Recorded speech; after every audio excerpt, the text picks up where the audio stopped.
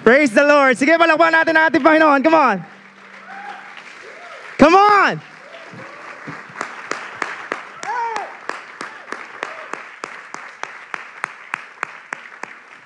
Hallelujah. Very blessed afternoon, YDC. Kamusta po ang bawat isa? Kamusta ang bagong taon? Ha? Ako ba hindi niyo ako kakamustahin? Kamusta ang bagong taon? Grabe si Lord! Praise God, by the grace of God, I'm now married. And nandito ang aking buting asawa, kasama natin sa ating kalagitnaan. And before we start, bilin ko lang po sa inyo, para ma-enjoy nyo yung ganitong klase ng buhay, matuto po tayong maghintay. Tapos na ako doon. Okay na. Well, anyway, there will always be blessing when you wait. Amen. Praise God. This year, 2024, we've opened a very powerful series. Napaka-powerful. It's an empowering series. And I believe you know this already.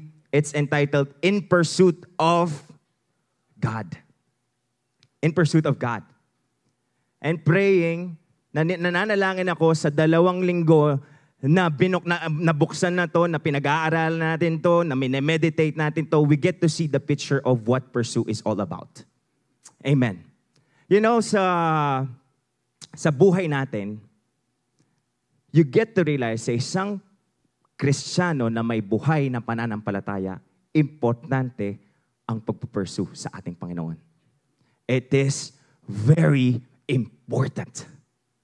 That's why tama si Kuya Rally nung sinabi niya in the first YDC of this year, ito yung mga klase ng series na dapat hindi mo ma-miss out. Dapat hindi ka mag-absent. Dapat mag-invite ka din. Dahil napaka-importante nito. And while I was studying this, actually this word pursue, in a general sense, umpisa na natin. For this pursuit to be effective, para effective, kailangan ikaw masagot mo yung tanong na bakit. You have to answer the question, why? Bakit nga ba ikaw nagpa-pursue? Natanong nyo na ba yun sa sarili nyo? Bakit ba ako nandito sa YDC? Bakit ba ako nagsi-see you? Bakit patuloy pa rin akong nag-a-attend sa mga services, nagpa-prayer meeting ako? Bakit nga ba? Because you know, answering the question, bakit, answering the question, why, will reveal and will expose the position, the status, the condition of your heart when it comes to pursuing something or someone. Naintindihan nyo? Kapag nalaman mo yung sagot, kung yung dahilan, kung bakit mo ginagawa ito, doon mo makikita yung ginagawa mong pagpapursue. Baka meron dito, sabihin nyo, dahilan, napilitan lang po ako.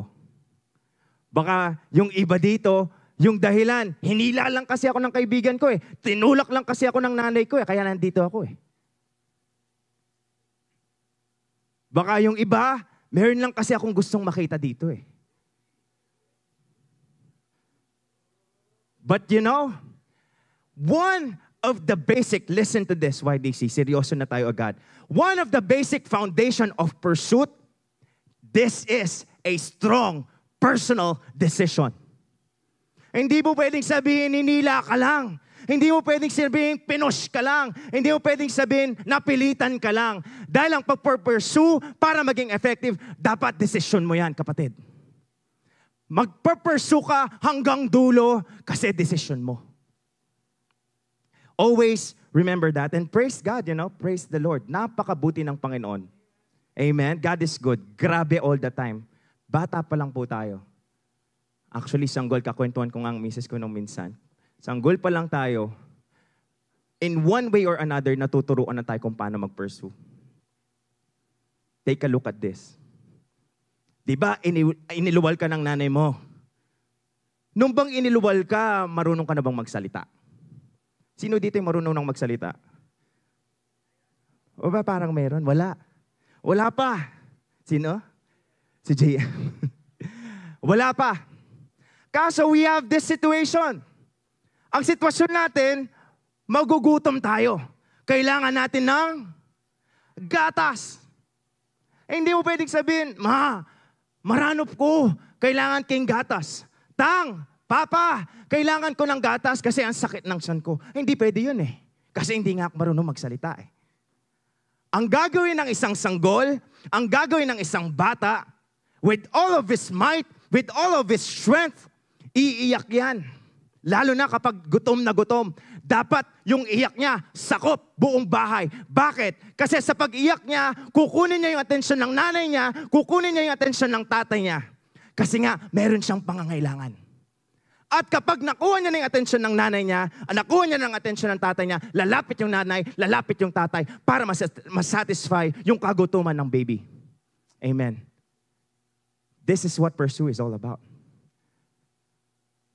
Take a look at this once again. The level kung gaano mo kinakailangan ang isang bagay o isang tao will determine the intensity of the level of your pursuit. So may mga pagkakataon, huwag ka nang magtaka kapatid. Na hanggang ngayon, bakit wala pa yung breakthrough? Hanggang ngayon, bakit wala pa yung blessing? Baka sa totoo lang, sa totoo, the reality, hindi mo naman talaga kinakailangan. Hindi mo naman talaga siya kailangan. Kasi kapag kailangan mo siya, gagawin mo ang lahat para makuha mo siya. Remember last week, we've talked about pursue faith. In pursuit of faith, there is this hundreds of people, thousands if not hundreds of people surrounding Jesus. Nagkukundamayog sila, napakaraming tao doon. Pero of all those thousands of people, of all those hundreds of people, only 2 in that particular story got their breakthrough. And these are the 2 blind men. Remember? Natatandaan nyo? Pare! No ka rin ka. Chukeni. Nanita. Dimdam ko. Narinig ko. Nandyan na yung Messiah. Pangalan niya Jesus. Alam mo, nabalitaan ko pa. Nakakapagpagaling daw siya. Ay pare, bulag tamo, di ba? Kailangan tamong makakayakit, di ba? We have this need. We have this need to be healed. Pare, punta lang tayo. Pare, marakal tao. Okay mo. Pare, puta king pa magpuntatangan Jesus. Matulak ta mo. Okay mo. Puta masakab ta mo. Kasi etapi nakakit eh. Okay mo. Gawan tayong gana-gana para may lapit kang Jesus. Kasi balo ko, yamu yung pag-asa ta mo. Andiyan man nasakit ta mo, basta may punta ta mo at akasabi tayo yung Ginoo. Andiyan etaya akit, basta damdaman tayo. Kasi kailangan tayo eh. Actually, they didn't even get the chance dun sa mob. Dun sa napakaraming tao. At ito pa, pumasok sila dun sa kwarto kung nasan si Jesus. Dahil alam nila na ang makakapagbigay lang ng pangangailangan na meron sila, hindi tao. Dahil alam ko, siguro, sa napakaraming pagkakataon, binigo na sila ng mga tao. Outcast nga sila eh. Kaya nga nung dumating ang Messiah, sinabi nila, ito na yung pag-asa natin. At gagawin natin ang lahat para makuha natin yung pangangailangan natin. Kasi naniniwala kami, naniniwala ako. Sabi ng mga bulag, na sa Kanya lang natin makukuha ang ating pangangailangan. And that, brothers and sisters, is what pursuit is all about. Imagine, there are hundreds of people who are present. Hundreds. Napakaraming tao. Actually, meron silang paningin. Nakikita nila si Jesus. Pero, walang nakakuha ng breakthrough sa storya na yon. Yung 2 bulag lang. Why? Because there is that need. that motivated them to pursue God. So it is possible, posible, we know that God is present. Ito, masakit na realidad. God is omnipresent, pero hindi mo siya maranas-ranasan. Baka sa kaibuturan ng puso mo, yung katotohanan, hindi mo naman talaga siya kailangan. Yung katabi mo, nakikita mo, nagbe-breakthrough. Yung katabi mo, nakikita, yung kaibigan mo, nakikita mo, ang daming blessing. Ikaw, ganito lang. Ganito. Kasi baka hanggang sa pagkikinood ka na lang. Kagaya ng mga libo-libo o hundreds of people right there, nandun lang sila, nakichismis lang sila. Nandun lang sila, oo, present sila. Nandun sila physically. Nakakakita pa nga sila eh.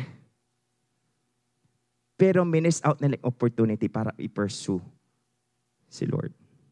And I believe, Pastor Joshua, wala sa YDC nun. Kasi ang mga YDC, pursuer of God. Amen. Kung may gusto ka, alam na alam mo kung saan ka lalapit, and that is Jesus. Amen. Hallelujah. Sige, palakpan natin si Lord.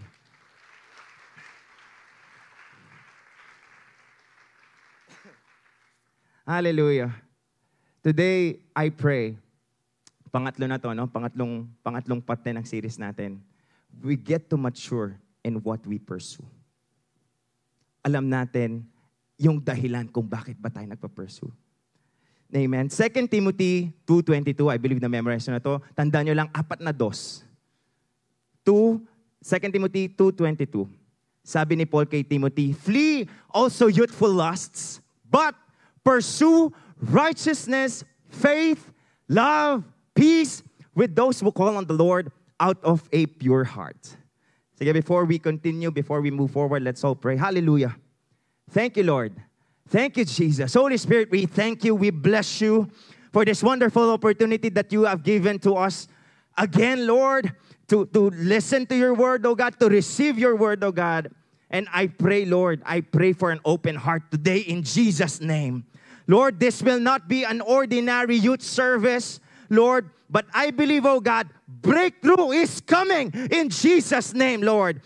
Mindset are to be broken, Lord, in Jesus' name, God. And it is all for your glory, oh God.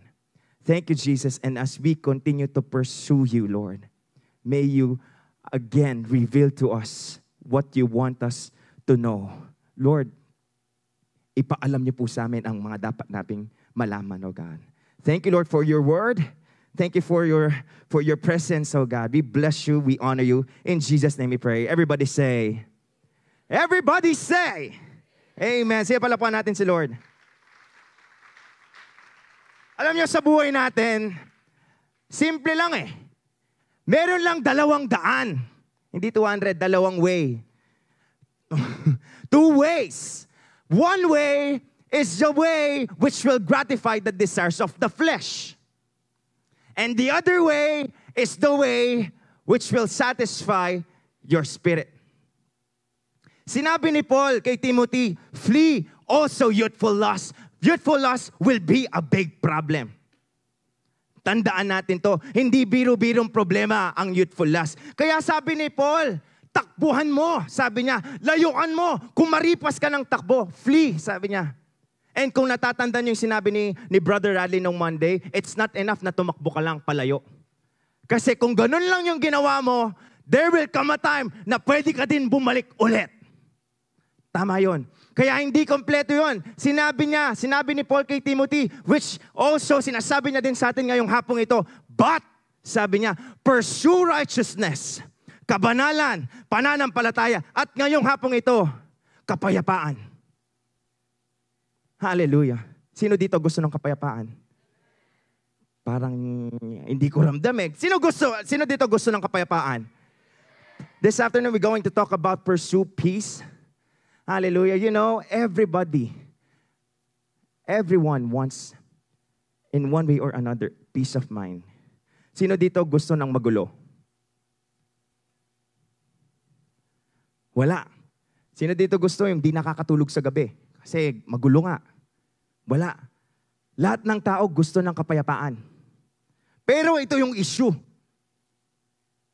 Marami sa mga tao Marami sa mga tao na nakatira sa mundong ito, ang nagpa-pursue ng peace, they pursue peace that the world offers. Ba, kuya, so meron kapayapaan ng mundo?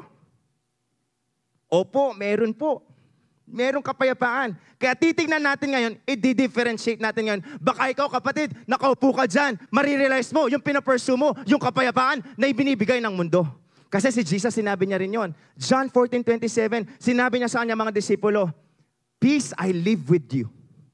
Actually, sa NLT, those taken na sa NIV, sa NLT, napakagandang translation, I am giving you this gift, regalo. Ito kapayapaan. Peace I live with you. Sabi ni Jesus sa mga disciples, my peace I give you. I do not give to you as the world gives. So, ibig sabihin, meron ding kapayapaan, klase ng kapayapaan na ibinibigay ang mundo. Pero hindi ganon yung ibinibigay ko at ibibigay ko sa inyo. Sabi ni Jesus, do not let your hearts be troubled and do not be afraid. Paano nga ba ang kapayapaan na ibinibigay ng mundo? Ang sabi ng mundo, bago ka muna magkaroon ng kapayapaan, dapat walang digmaan. Walang war. For you to be peaceful, for you to have peace, dapat wala mo ng problema. For you to have peace, dapat may katahimikan. For you to have peace, dapat walang mga pagsubok. Kaya alam nyo, ang kapayapaan na ibinibigay ng mundo, costly. May bayad. Kailangan ng pera. O kaya kailangan ng gamot. Pero in all reality, ito based on history, today, there are over 8,000 plus peace treaties. Imagine, kasunduan sa kapayapaan na iginawa sa buong mundo, iba't ibang bansa. 8,000 plus na ginawa na ni isa doon sa mga 8,000 walang nagstay. They are all broken. Kasi, sa totoo lang, sa realidad, hindi naman talaga kayang ibigay ng mundo yung kapayapaan na talagang kailangan ng isang tao. At yung kapayapaan na sinasabi ko ay manggagaling lang sa ating Panginoong Hesukristo. Ano nga ba yung peace na nanggagaling sa ating Panginoon? What is that peace?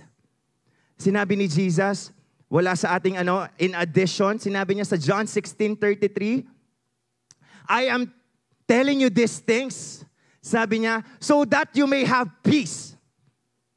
Sa mundo, sabi ni Jesus, anak, sa mundo, merong mga pagsubok.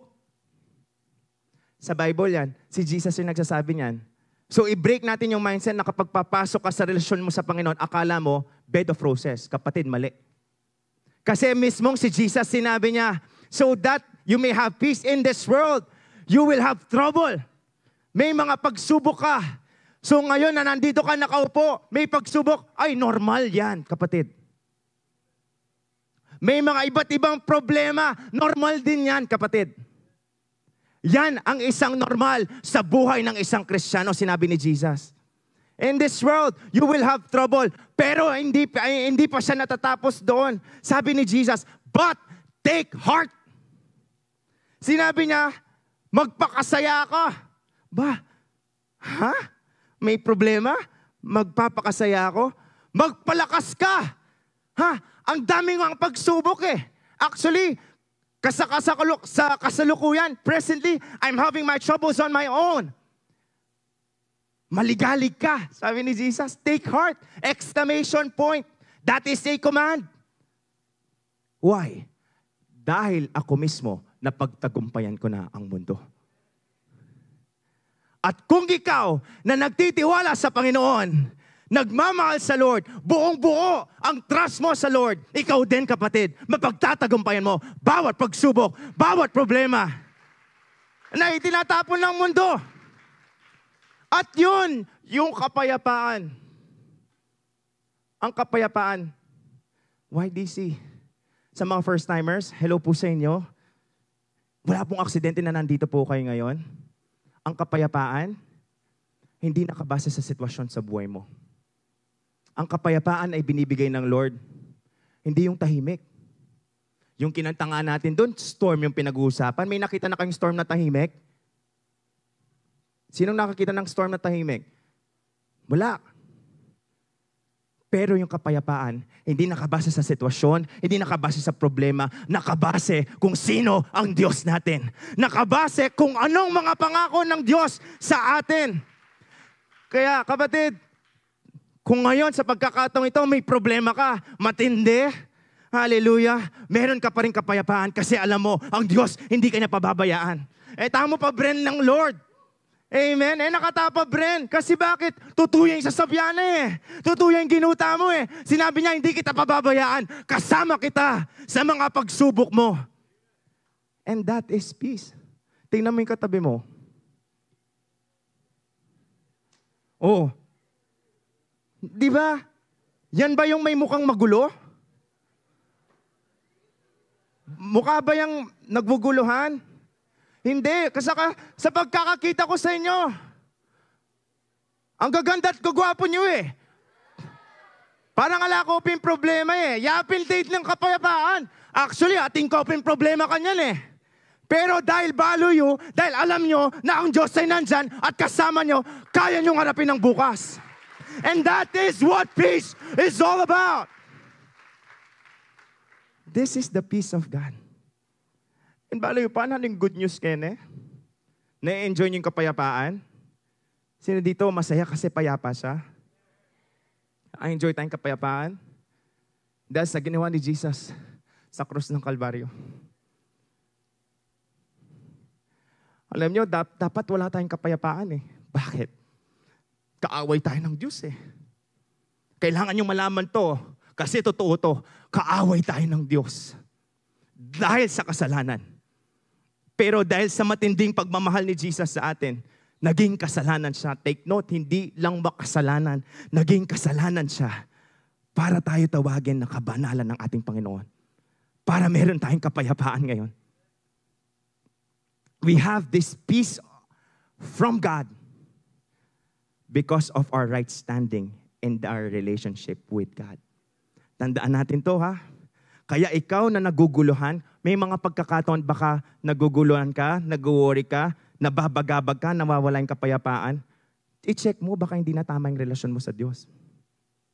Nakita nyo yung sons of Sceva?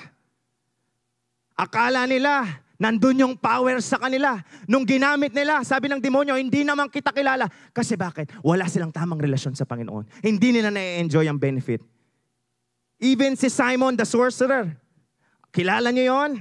Nakita niya kung paano nagiging effective yung mga disciples. Sinabi niya kay Peter, magkano ba yan? Kaya kong bilhin yan.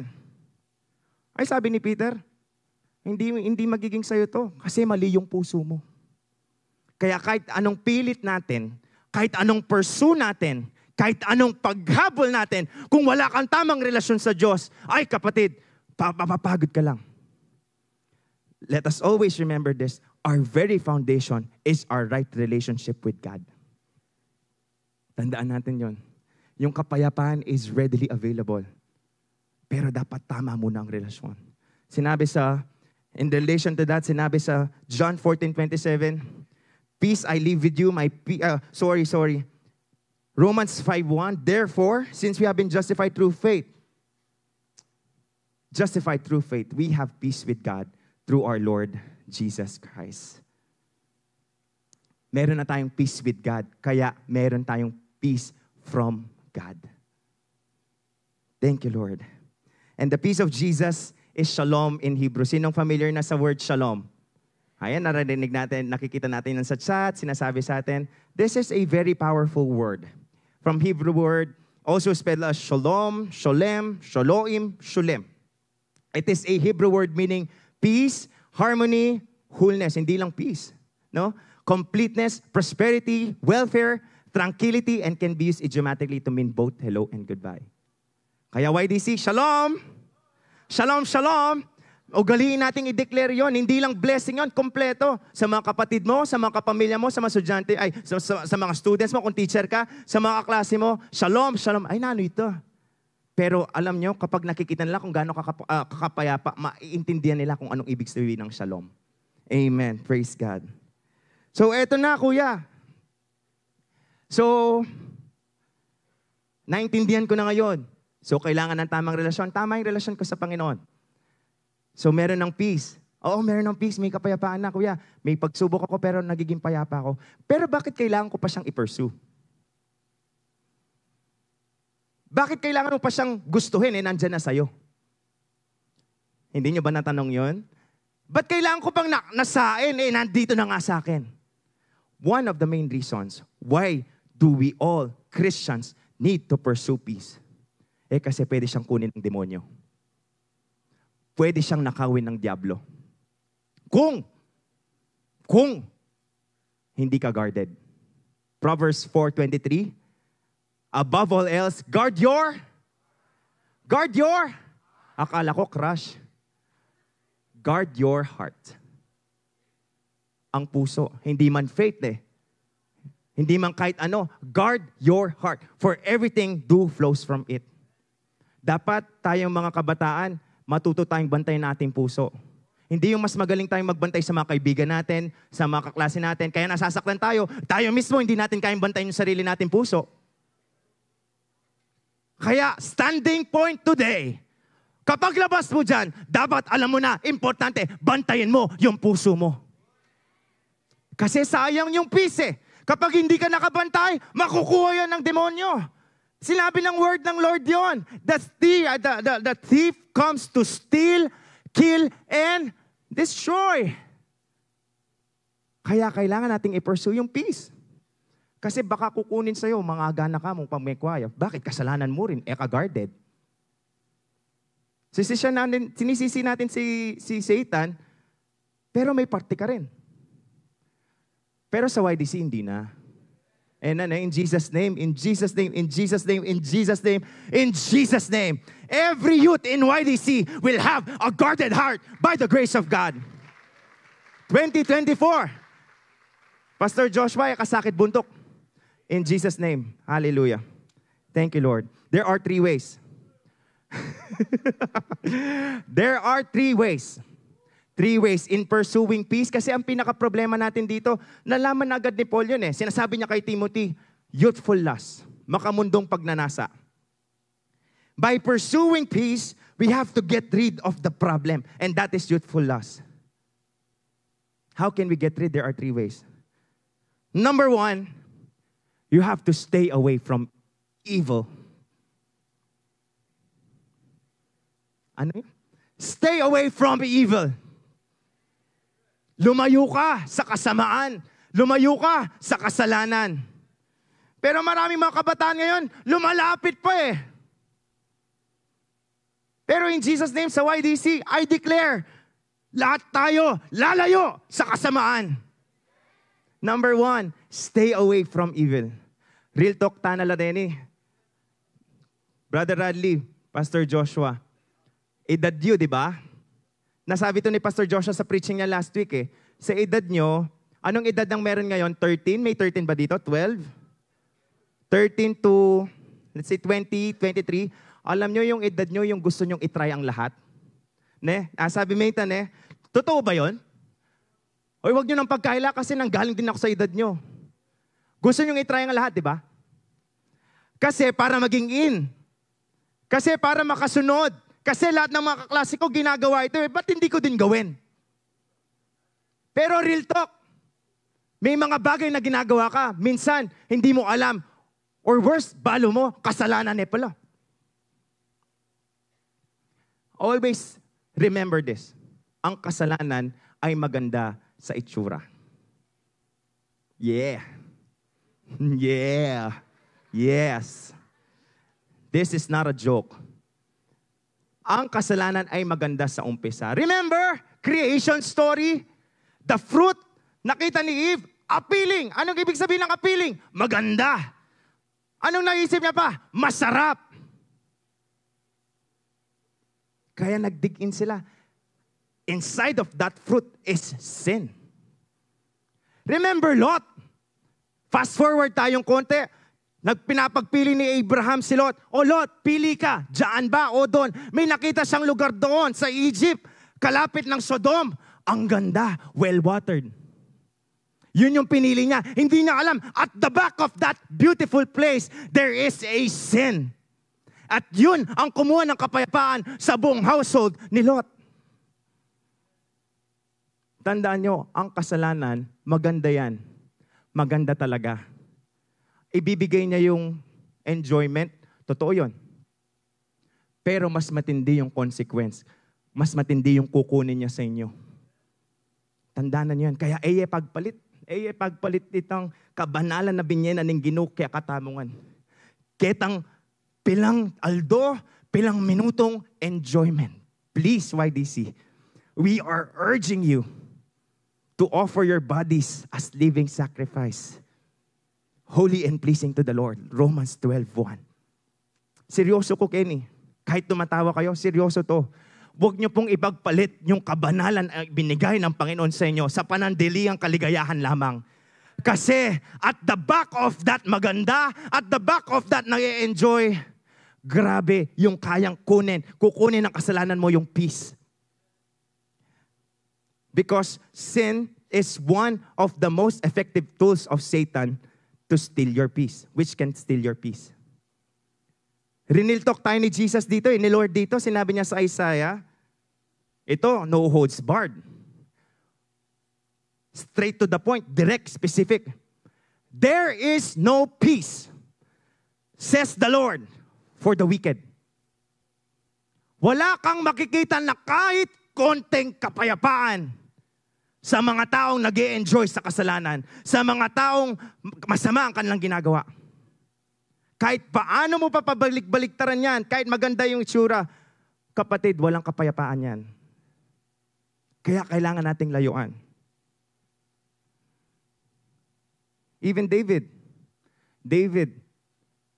is just like us in Jesus' name. David is a man after God's own heart. Close siya sa Panginoon. Nakita niya yung severity ng merong kasalanan. Sinabi niya sa Psalms 38:3-4, because of your wrath, there is no health in my body. There is no soundness in my bones because of my sin. Lord, hinang-hina ako. Lord, walang kalusugan. Mabigat. My guilt has overwhelmed me like a burden too heavy to bear. Itong tao to, na-enjoy niya ng konti lang. Pero nung naging aware na siya, ayan na yung consequence ng sin. Kaya again, uulitin ko to, huwag po natin ipagpalit. Layuan mo na, kasi worth it naman. Layuan mo na yung kasalanan, kasi worth it naman. Mahirap, kuya eh. Nandyan siya lagi eh. Kapatid, His grace is sufficient. Nandyan yung biyaya ng Lord. And kapag tinawag mo ang Lord, He will give you a way out for every temptation. Living a life of sin is a very heavy burden. Especially kapag nakatago pa hanggang ngayon. Kapatid, kung nandito ka at may ganyan kang sitwasyon, this is your opportunity to go back to the Lord. Dahil alam mo yan, ganyan yan. Yan yung katotohanan. Heavy burden. Hindi lang halata, hindi mo lang pinapalata, pero bigat na bigat ka na. Wala kang kapayapaan dahil sa kasalanan. And I am hearing Pastor Joshua telling us about being proactive. In a practical sense, sinabi ni Peter, sa 1 Peter 3:9-12, sinabi niya, do not repay evil with evil or insult with insult. Kasi sa mundo, yun yung gustong gawin. Yan yung gusto ng mundo na gawin ng tao. Yung flesh mo yan. Kapag sinaktan ka, anong dapat? Sasaktan mo rin eh. Kapag may sinabi sa'yo, hahanap ka ng grupo, sasabihan mo rin ng masama. Pero sinabi ni Peter, do not repay evil with evil or insult with insult. On the contrary, dahil you don't conform any longer to the pattern of this world. Kasi ang pattern ng mundong ito, kapag sinaktan ka, dapat saktan mo rin para fair. Pero sinabi ni Peter, on the contrary, repay evil with blessing. Kaya? Kaya. Nandiyan ang biyaya ng Panginoon. Mahirap? Oo naman. Pero kaya. Kapag sinaktan ka, pag-pray mo. Parang may umiiyak sa side. Tingnan niyo yung katuloy nito ha. Because to this, you were called so that you may inherit a blessing. So kung ikaw yung tao na sinasaktan pero hindi nagre-retaliate, may ginawa ng masama sa'yo pero pinapanalangin mo pa rin, binibless mo pa rin, kapatid, merong blessing para sa'yo. You will inherit a blessing. For whoever will love life and see good days must keep their tongue from evil and their lips from deceitful speech. Kung gusto mo ng good days, peaceful days, iwasan mong magsalita ng masama sa kapwa mo. Kahit na masama pa yung sinasabi nila sa'yo. Kasi ganun ang isang tunay na Kristiyano. Paano pa nila makikita yung kaibahan kung ikaw gumaganti ka din? No sense. The Lord says you are the salt and light. You can be a salt and light. You can be the salt and light to your classmates. You can be the salt and light to your friends. You can be the salt and light to your family if you repay good. If you repay evil with goodness. They must turn from evil and do good. They must seek peace and pursue it. Kailangan, para ma-maintain mo yung kapayapaan. Ito to. At ito yung pangako ng Panginoon. Ikaw na nagtitiis. Ikaw na nagpapatawad. Ikaw na nagbabata. Ikaw na nagbe-bless sa mga taong gumagawa ng masama sa'yo. This is reality. For the eyes of the Lord are on the righteous. Ibig sabihin, righteous ka, kapatid. Isa sa gawain ng isang matuwid na tao, matuwid na Kristiyano, pinagpapala niya kahit yung mga kaaway niya. Kahit yung mga nang-aaway sa kanya pala. And his ears are attentive to their prayer. But the face of the Lord is against those who do evil. Kung ikaw tong klase ng tao na, ay hindi, gaganti ako.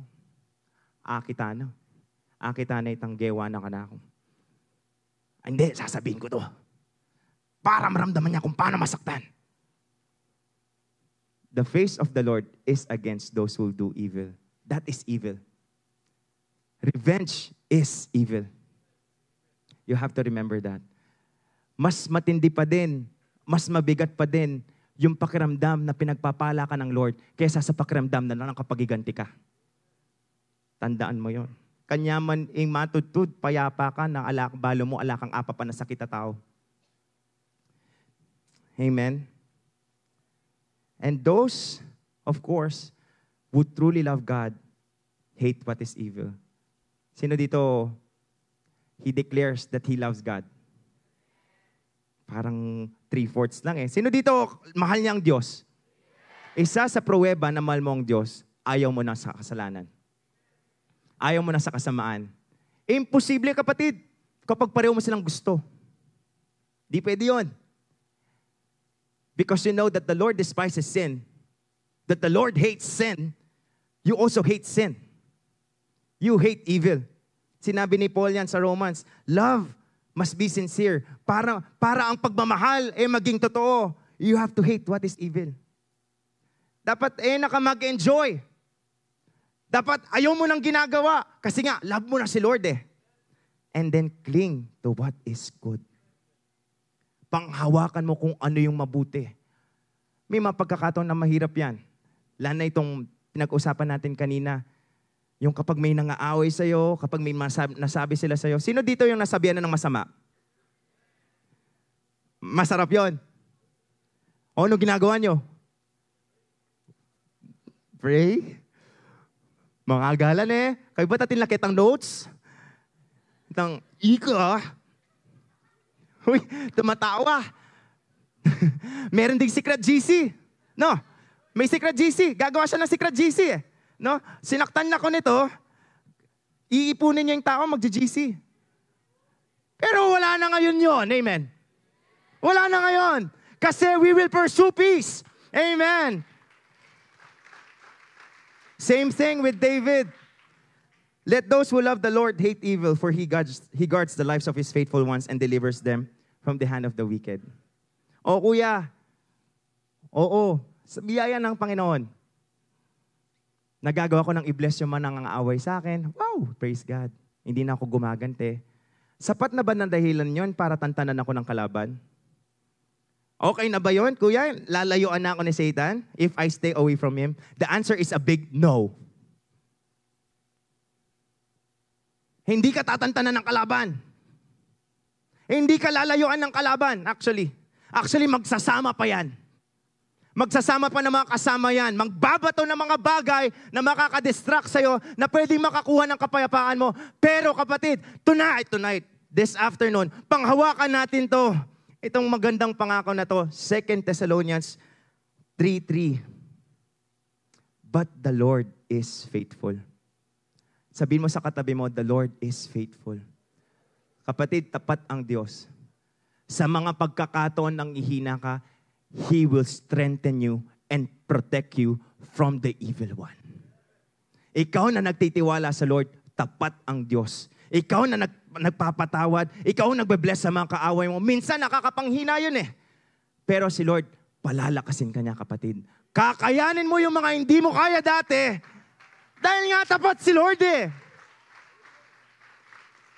Yung katapatan ni Lord, hindi sa base sa katapatan mo. Tapat si Lord. Yun na yun. The ending. Period. The Lord is faithful. He will strengthen you, kapatid, and He will protect you from the evil one. Kaya kahit anong plano ng kalaban, hindi siya makagalaw sa iyo kasi protektado ka ng ating Panginoon. Thank you, Lord. And then on the second point, 3:24, praise God. If by pursuing peace, we can get rid of this youthful lust, if we forgive and be reconciled.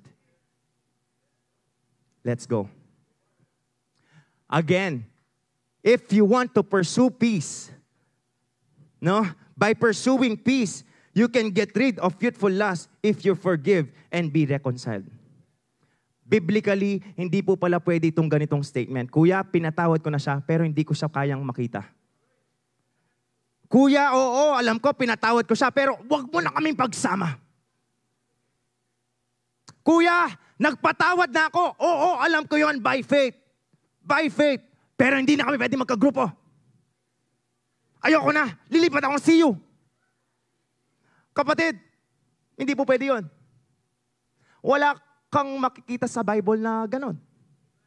Kasi once na nagpatawad ka, sigurado, automatic, merong reconciliation. Merong pag-aayos. Amen. Kasi, ano yung iniiwasan dito? Bitterness. Kwento ka eh. Kwento ko ba? Thank you so much. Bitterness. Yung linalabanan natin dito. May dalawang monk, mga pare. Meron silang destination sa bundok. Aakyat sila ng bundok. Kaso, paglakad nila, may nakita silang matanda. May nakita silang matanda doon na babae na nahihirapang maglakad. Sinabi ng pare, ng isang pare, tulungan natin. Sa madaling salita, pumayong isa, tinulungan nila. So, nakatawid sila, medyo malayo, tapos ibinaba nila yung matanda. O tapos, naglakad-lakad silang ganyan, nagpatuloy sila, nagpasalamat yung matanda, no? Sa pagpapatuloy nila, after 1 kilometer, medyo malayo yung paglalakad. Yung isang pare, sinabi niya, yung isang monk sabi niya, nakita mo, sabi niya, nadumihan yung damit ko. Kasi binuhat natin yung matandang yun eh. Nag-splash yung putik sa akin eh. O tapos, tahimik lang yung isa. O naglakad na naman sila. Nagpatuloy. After 1 kilometer, may stop na naman. Nagsalita na naman yung pangalawang monk. Sabi niya, ang sakit na ng paa ko. Kasakit na ng bitis ko. Kahit ako ngayon, nahirapan ng maglakad. Kasi binuhat natin yung matanda eh. Tinulungan natin siya kanina eh. So, hindi pa rin nagsalita yung isa, yung kasama niya, yung una. And then the third stop, ay Nina, inggulot ko. Grabe, hanggang ngayon paanamdaman ke. Ba't kasi tinulungan natin yun eh? Hindi na nakapag-timpi. Hindi nakapag-timpi, nagsalita na yung isa. Isang monk. Sabi ng isang monk, alam mo bakit hindi ako nagre-reklamo? Sabi niya dun i-rebuke niya kasi. Alam mo bakit hindi ako nagre-reklamo? Kasi ako, nung binaba ko yung matanda, ibinaba ko na. Ikaw hanggang ngayon, karga mo pa rin. That's what bitterness is all about. Akala mo, binitawan mo na, pero karga mo pa rin. Kaya may pagrereklamo, may mga ill feelings kasi karga mo pa rin yung bitterness. At yun ang isa sa mga weapon ni Satan para matanggal yung kapayapaan na nasa puso mo na ibinigay ng Lord. Pero hindi na ngayon kasi marunong ka na magpatawad at magkakaayos. Always choose to forgive and be reconciled. Sinabi sa Hebrews 12 verses 14 to 15, make every effort to live in peace with everyone. Gawin mo yung lahat. Sabi, gawin mo yung lahat to live in peace with everyone. Lunukin mo yung pride mo. Kasi yung pride, hindi ka niya dadalhin sa langit. Lunukin mo na yan. Oo, mahirap yan. Naranasan ko din yan eh. Pero alam nyo, kapag nalunok nyo na yung pride nyo, kinalimutan nyo ng pride nyo, worth it. Kasi yung mga relasyon mo, magaganda lahat. Amen. And to be holy because without holiness, no one will see the Lord. Ibig sabihin ng kapayapaan at ang kabanalan, it goes hand in hand. Kaya makikita nyo, napaka-specific, ang isang tao na may unforgiveness, hindi pwede sa langit. Hindi mo makikita si Lord. Bitterness yan, kapatid. And see to it that no bitter root grows up to cause trouble and defile many. Ang ganda rin sa translation niya sa NLT, work at living in peace with everyone. Dun sa 15, tignan yon, look after each other. Yung katabi mo ba, binabantayan mo yan? Yung katabi mo ba, inaalalayan mo yan? O hinihintay mo siyang magkamali?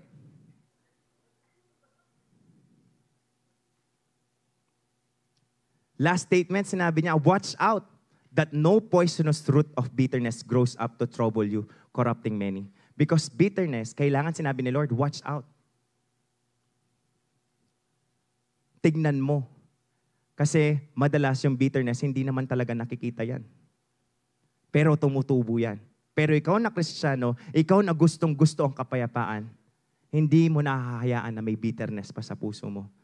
Kaya ngayon 2024, kung meron pa yan, magpatawad ka na. Kasi pinatawad ka din ng Panginoon eh.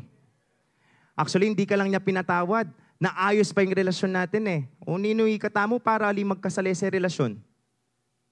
So please today, if you have somebody who has hurt you o ikaw nakasakit ka na, if you can chat her, if you can go to her, sabihin niyo corny, hindi. Ito kasing word ng Lord, say sorry. And if somebody asks, and if somebody asks for forgiveness, patawarin mo na. Mas masarap matulog, mas payapa kapag wala kang kagalit. Amen. Same thing in Romans 12:18-21. Do all that you can to live in peace with everyone. Lahat ito, make every effort, do all that you can. Never take revenge, napag-usapan na natin yan. Never retaliate because retaliation is never from the Lord. Hayaan niyo si Lord, leave that to the righteous anger of God. For the scriptures say, I will take revenge, I will pay them back, says the Lord. Hallelujah. Hayaan na natin si Lord. Ipagpasa Diyos na natin. And in Matthew 5:23-24, this is a reminder to everybody. Sinabi niya sa word, if you are presenting a sacrifice, ito, magandang bagay ito. Mag-o-offer siya. And you suddenly remember that someone has something against you. Sinabi ba ng Lord, sige, tuloy mo lang kasi maganda yung magbigay ka eh. Hindi. Iwanan mo yung ibibigay mo sa akin, puntahan mo yung taong nakasakit o nasaktan mo, mag-sorry ka o patawarin mo siya and be reconciled to that person. Then come and offer your sacrifice to God. Ibig sabihin, kahit gaano pa kalaki yung ibibigay mo sa Lord, kahit buong buhay pa, kahit araw-araw ka nagme-ministry, wala ka ng boses sa kakasalita, lundag ka ng lundag dito kapag worship, pawis na pawis ka na, at amoy araw ka pa sa worship, wala pong kwenta yan kung meron kang bitterness sa puso mo, kapatid. Kaya sabi ng Lord, puntahin mo muna yung tao. Magkaayos muna kayo. Because, you know, why does the Lord want for us to do this? Because forgiveness is one of the best expressions of love. Kapag mahal mo yung tao, papatawaran mo yan. Ang misis ko, maraming beses niya akong pinatawad kasi mahal niya ako. Totoo yun. Hindi naman nakakakilig yun eh. Kasi totoo yun, kapag mahal mo yung isang tao, kayang-kaya mong patawarin. Kaya yung mga hindi nyo pa kayang patawarin, luguran nyo lo para apatawad nyo lo. Amen? Amen? 1 Corinthians 13:3, if I give away all I have, and if I deliver up my body to be burned, eto, binigay ko ang lahat, but have not love, I gain nothing. Walang kwenta. Wala din. Sayang. Sayang yung pagod mo. Kaya, let love be the motivation in doing everything, kahit pagpapatawad pa. And lastly, ayan, last point, by pursuing peace, we can get rid of our youthful lusts if we find contentment in the Lord. Yaman, eh. Dito kontento ya keng Ginoo. Baliyo, kapag eko kontento kang Lord, alang kapayapaan. Kaya kailangan tayong pantunan. Kailangan nating hanapin yung pagiging kontento sa Panginoon. David says in Psalms 37:4, delight yourself in the Lord. Delight yourself, mag-enjoy ka sa presensya ng Lord. No? Mag-abide ka sa Lord. Sumunod ka sa Lord. Mag-worship ka sa Lord. Kasi kapag ganun, yun na yung focus mo eh. Hindi yung, ay Lord, bakit wala pa yung answered prayer ko? Ay Lord, bakit wala pa yung pinapanalangin ko? Ay Lord, bakit ganito? Bakit ganyan? Hindi. Wala nang oras yun eh. Wala na sa focus mo yun kasi focus mo ang mag-enjoy sa presence ng Lord. And because of that, He will give you the desires of your heart. Ito ba yung mga material na bagay? Ito ba yung mga worldly success? Hindi. Tandaan nyo, kapag you delight yourself in the Lord, yung will ng Lord, yung will mo ay na-align sa will ng Lord. Kaya yung gusto ng Lord, ginugusto mo rin at ibibigay niya sa iyo, kapatid. And one of those things is peace. Same thing. David, Psalms 91, a very popular chapter 1. He who dwells in the shelter of the Most High, he who delights himself in the Lord, will remain secure and rest in the shadow of Almighty, whose power no enemy can withstand. And itong tatlong bagay na to, ito, patapos na tayo dito. Tatlong bagay, stay away from evil. Pangalawa, forgive and be reconciled. Pangatlo, find contentment in the Lord. Magiging effective lahat ng bagay na yan if you love to pray. Prayer is our tool para maging posible lahat ng bagay na yan. Sinabi ni Paul, Apostle Paul sa mga Philippians, do not be anxious about anything. So, sa buhay natin, pwede ka pa rin matakot eh. May mga pagkakataon, pwede ka pa rin mag-doubt eh. Pero sinabi ni Paul, wag ka na. Sinabi niya, about anything. Sa pagkakataong nangangamba ka, sa pagkakataong nagkakaroon ng anxious thoughts, iwasan mo na yon, putulin mo na yon. But in every situation, by prayer and petition, with thanksgiving, present your request to God. May mga pangangailangan ka, may takot ka, no, may mga pagsubok ka, pumunta ka sa Panginoon. Sabihin mo sa Panginoon. And in 7, and the peace of God, which transcends all understanding, will guard your hearts and your minds in Christ Jesus. Kapag ginagawa mong first resort ang prayer, tiyak, may kapayapaan. In whole context, finally, brothers and sisters, whatever is true, whatever is noble, whatever is right, whatever is pure, whatever is lovely, whatever is admirable, if anything is excellent and praiseworthy, think about such things. Anong pinupukol ng Panginoon dito?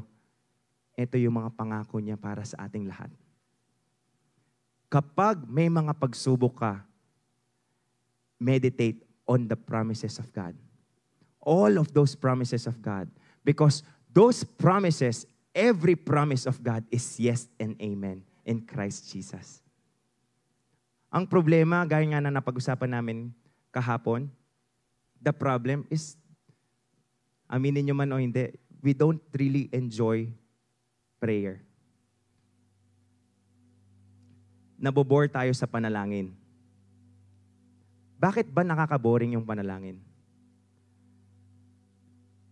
Kasi, imbis na dialogue, nagiging monologue. Tayo lang yung nagsasalita. Pero alam nyo ba, si Lord madaldal yan. May kilala kayong madaldal? Amen, di ba? Meron din ako kilala eh. Ang madaldal gusto niya nagsasalita. Alam niyo ba si Lord gustong-gusto niya nagsasalita? Kasi nga, may wisdom si Lord eh. Ang wisdom ay nanggagaling sa Kanya. Pero kung ikaw lang yung nagsasalita na nagsasalita, walang chance. Hindi mo mabibigyan ng chance na magsalita ang Panginoon. Prayer, my brothers and sisters, is a communion with God. Communication yan. And for a communication to be effective, dapat matuto ka ring makinig. Alam mo din kung paano makinig. Kaya kapag natutunan mong makinig sa Panginoon, ay tiyak hindi ka na mabobore sa panalangin.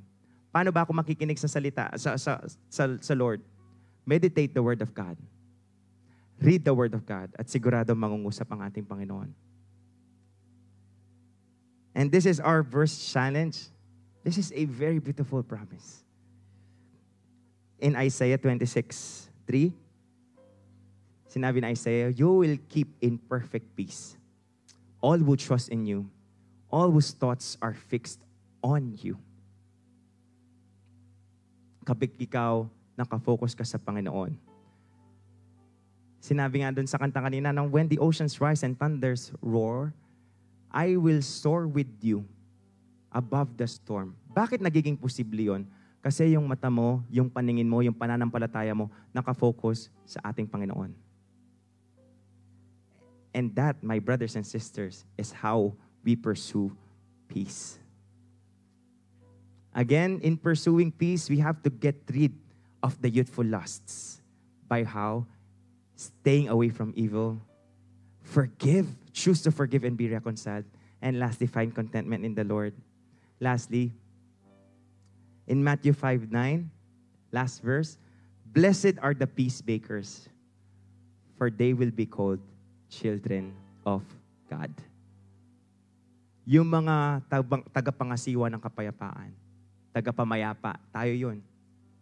We will all be called children of God. Can I see the hands of the children of God in this place? Yan, praise God. Sige, palapakan natin si Lord. Hallelujah. Thank you, Lord.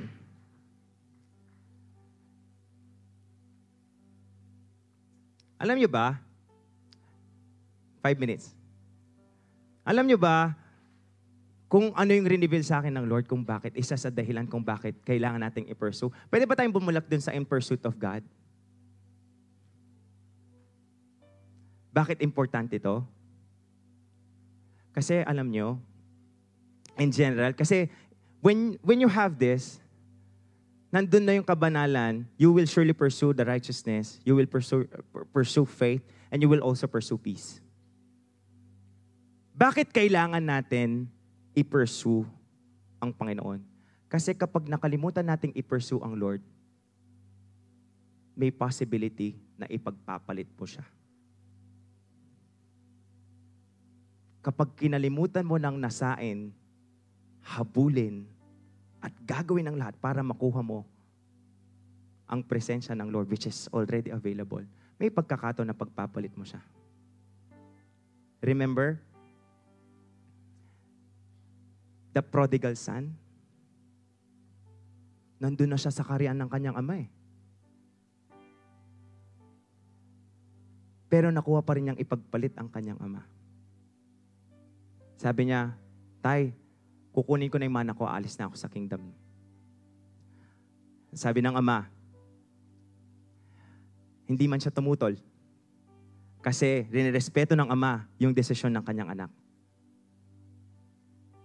At sa pag-alis sa karya niya, pinerso ng anak yung mga bagay na makakapagbigay sa kanya ng kaligayahan. Pero yung end point nun, sawi siya. Nakita niya yung sarili niya, gutom. Nakita niya yung sarili niya, kumakain siya kasama ng mga baboy. Nagkamali siya ng pagpapursue. Kasi pinagpalit niya yung ama. Pero alam niyo, nung nagdesisyon siya, babalik ako. Babalik ako sa aking ama. Alam ko, nagkasala ako, pero babalik ako sa aking ama. Sa pagbalik niya, actually, na-ready niya ng speech niya. Ama, sorry. Sa pagbalik niya, nakita niya yung ama niya. naghihintay lang sa Kanya, araw-araw, para sa pagbabalik ng Kanyang anak na wala. Ama, sorry, no? Patawad. Okay na yon, sabi ng ama niya. Eto, ibabalik ko na sa inyo, dapat nasa iyo. Alam mo, may mga pagkakataon na ipagpapalit natin si Jesus. Na ipagpapalit natin ang Panginoon sa kahit anong bagay na kala natin magbibigay kasiyahan. Marahil nandun ka pa sa sitwasyon na yon. Pero sa pagkakataong ito, hinihintay ka lang ng Lord na bumalik sa Kanya.